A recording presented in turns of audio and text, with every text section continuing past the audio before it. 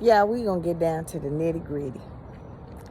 You know, let's go back when Trump and Elon Musk was best friends. They was tight. And they went to all these parties, and he was ultra MAGA, and he talked about how this Doge came out, and you remember that, it wasn't too long ago. And they was gonna cut the waste, fraud, and abuse, and Elon Musk, Trump got elected, and Elon Musk went in there and he found all this money and all these people using so many social security numbers to get these jobs and stuff. You know what I'm talking about. Yeah, you know what I'm talking about. They found all this money. And then Trump said, you know what? I need to know, can I give it to the American people? These stimulus checks. Some of y'all still waiting on them stimulus checks. But they start cutting programs. They didn't just cut SNAP. They didn't just cut Medicaid. They cut social services like the National Weather Service. I don't know how. They said that was fraud, waste, and abuse. They said they're not going to notify people anymore, give their information when hurricanes come. You know, hurricanes come in the Gulf Coast, the Gulf of Mexico, around, I'll say, October, November, stuff like that, little basic stuff. And the people was cheering. He's one of the great presidents of all time. Oh, Trump is saving us money. I'm trying to find out, either people don't know how to do the math, or maybe they illogical or whatever. So when Elon Musk started hanging with Trump, and the big beautiful bill came out, and they parted ways. Trump got tired of it. Have you noticed everybody that hangs around Trump always end up in jail, or they broke? You know, Mike Lindell, the Pillow Man, he's being sued by his attorneys because he's broke, trying to fight that conspiracy that Trump won in 2016. Now, why is it that everybody that's close to Trump is going broke, but you don't think that he's gonna save you money now? Think about that. Now, Elon Musk is coming out. I guess all them drugs he taking, making him, have this imaginary thought that now he's coming up with the Americans Party. Yeah.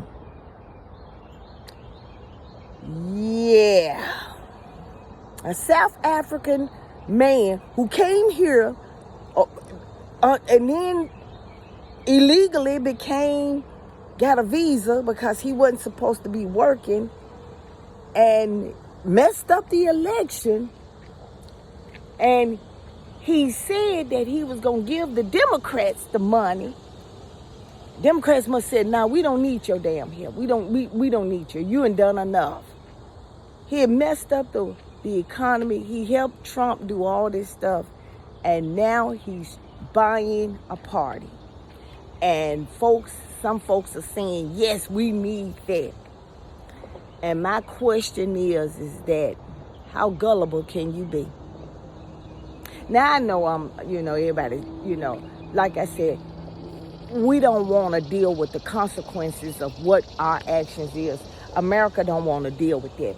Just like, let's take the instance of the what happened when they cut the National Weather Service off, and they did all of that, and there was no funding. Now that flood came in based on misinformation, and now people are saying, well, it's the governor's fault. It's this fault. And Trump make it seem like, even though this is the most tragic thing in America, but we saved this, he has to make himself look good.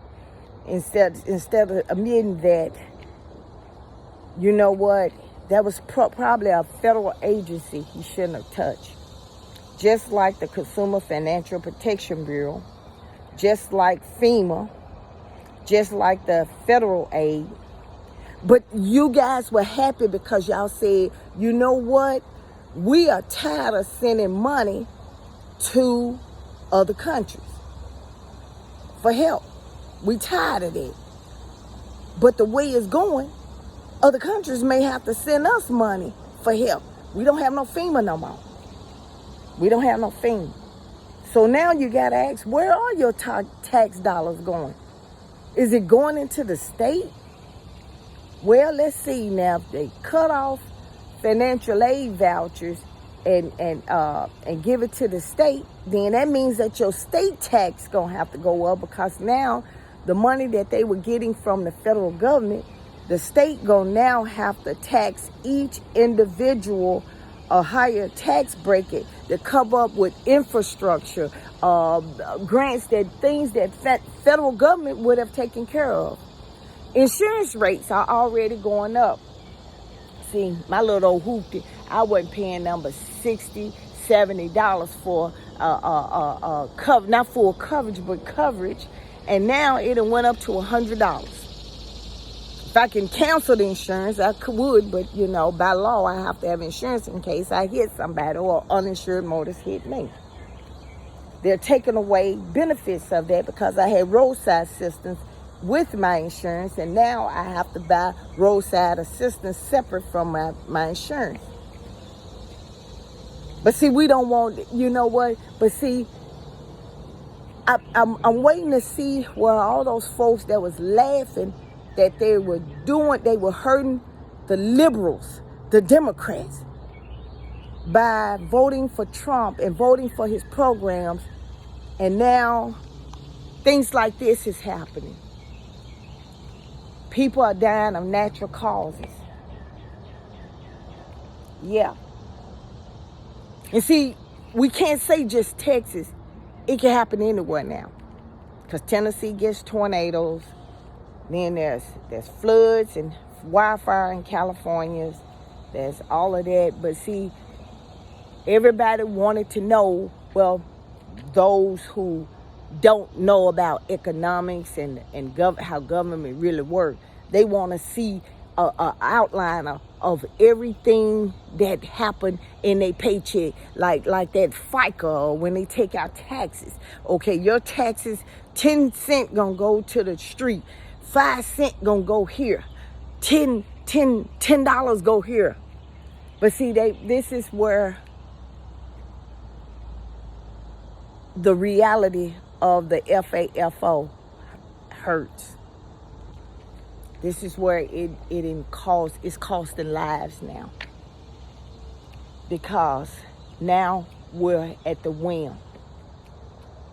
We have a sketchy eating post-drug addict, that conspiracy theorist that's now over our health.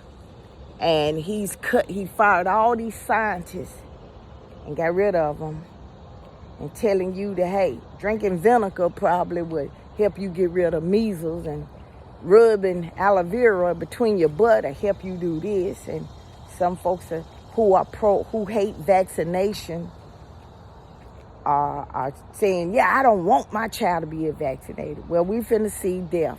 This is the stage of death. Because this is our stage. And many people don't want to believe it. We don't want to accept it. We're going to sit here because it's the blame game now. It's the blame game. I pray every night that none of this is going to be affecting my children, my grandbabies, my mom, my dad. My mom is 82. My dad is like 88. Stuff like that. My sisters. Me, I have a health condition. Yeah. But this is the stage of death. We don't want to accept that. But this is what happens. You know, my grandmama used to always say there's consequences behind every action that you do. And this is the consequences of our election. But of course, you're going to have folks that say, no, it ain't. That was just a fluke accident. How could you so sick? How could you be saying this? How could you be saying this? It was kids involved. It was people that was involved. You just saying this to be saying this because you're a Democrat. No, I'm saying this because I'm human. I'm having compassion. You know, that's just like, for instance, if you go on your job and you don't do your job and you get fired, that's the consequences. When you do this, that's the consequences. When you sit here and you vote for somebody that has no interest in them, but like I said, it wasn't about economics. It wasn't about the eggs or the bacon and stuff. It wasn't about none of that. It was simply because you couldn't see yourself voting for a black woman. But no one ever been there. And all these Trump supporters who are saying, well, Trump is making America great again. He's cutting taxes and stuff. He ain't showed you not one person that he has found this fraud in and had them arrested. In fact, he's pardoning criminals. Pardon criminals. That couple that was found committing fraud of millions of dollars, they got pardoned. But to help you black folks out, because he thinks we ghetto and stuff, he pardoned a old gang member and a rapper. I don't even know who that little rapper is, and I care less. So, this is something that you have to deal with. Those who voted for him. It ain't just whites, it's blacks, Hispanics. All this stuff that's going on, this is you. And they get mad when you say this is what you voted for. They get mad. They want to go off. And then there's some people, they would rather see their house burn than to ask their neighbor for help. They voted for him, and they don't care. They because they hate one particular race, ideal, or whatever. No. Them babies didn't have to die. No, they didn't. Them people didn't have to die. And the truth being said, they didn't.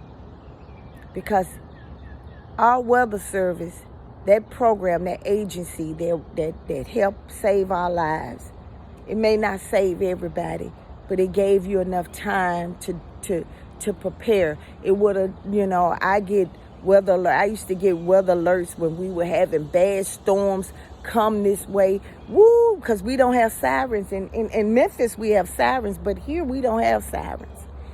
So when I see tornado watch, it comes on my phone, I know that bad weather is coming. I can prepare for it. I know what to do, but now we don't know. And if we do know, how we know that the information that's being received is accurate? We don't know that no more. But see, because our Trump administration now is not into all this, finding all these people and prosecuting them for if you notice, they stopped doing the PPP loan frauds and stuff, or that's just only for certain people, because now the Department of Justice is going after you if you say something that hurt Trump feelings, or if somebody, they going after people who are against their agenda. And You don't want to see it. You don't want to accept it. For those, who are like that. My prayers goes out because Texas is getting ready to have another swing of rain coming this way. And, we have to pray. But it's going beyond prayer now. We have to keep the fight up. We have to keep it up. And I'm going to say this because you hear so many people saying, you're not American for not supporting this. You're not American because our president or whatever, and this. I have admired other countries who have voted or a president was elected, and when they saw that they wasn't for the people, they went out and did what they had to do. They protested and they did what they had to do. They had elections and all of that. Nonviolent elections. Nonviolent protests. But right now we're in a second phase of people. And it's just amazing me that it's not white people that's doing the mechanism of this. These are immigrants that are coming to the country. Their families came into the country. Ted Cruz, Mark Rubio, DeSantis, that came into the country, fleeing from persecution, freeing from that, and you doing this stuff. We're going to see a lot of more of this. We might as well get ready. We might as well prepare, whether it's indirectly or directly. We're going to see a lot of this. We're going to see a lot of stuff of cause and effect. Because America is showing its true colors now. It ain't just racism. It's evil. And you voted for this king. And like I said, if this shows you his reaction, shows you how he is handling the situation, how he's doing it, how he's treating other leaders. If this don't show you, nothing will. Nothing will. And some people you just can't, you can sit here and argue all night long, but they ain't gonna, I don't expect you to agree. But those millions of folks who went and protest, them 14 million that protest, those who went out in the street saying no kings, the way we show and honor those who have died or who will die in this aftermath of mess is by getting up and voting this regime out. If you truly meant that you regret your vote, don't just regret your vote. Regret your idea of what America should be and accept America for what it is. It is a melting pot of all races, and all of us can live there. And if your life is mad or bitter, or you expecting something good, then you participate in things that make your community good. You participate in things that make your life good. You need to go to school, go to school. I'm going to tell you something. It's some Hispanics, it's some blacks. If you mingle and get to know people, it's people along the way that will help you.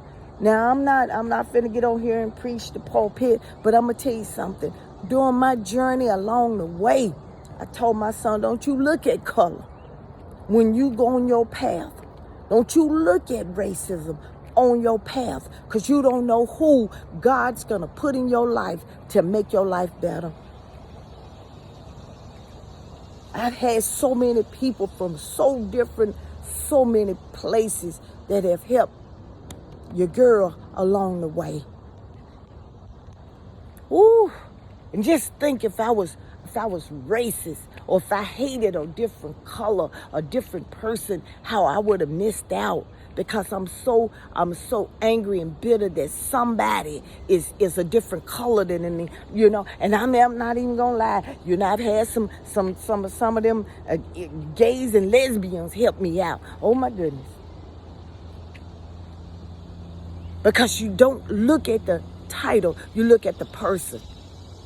I've had so many, I've been so blessed to help. That's one thing we don't never talk about on social media. We don't talk about the people that helped us along the way. You know, the people that came into our life at the right time. And I call them seasonal friends. Then you got people that you're going through something, they transitional friends. And then you got people that's meant to be in your life, that's permanent friends.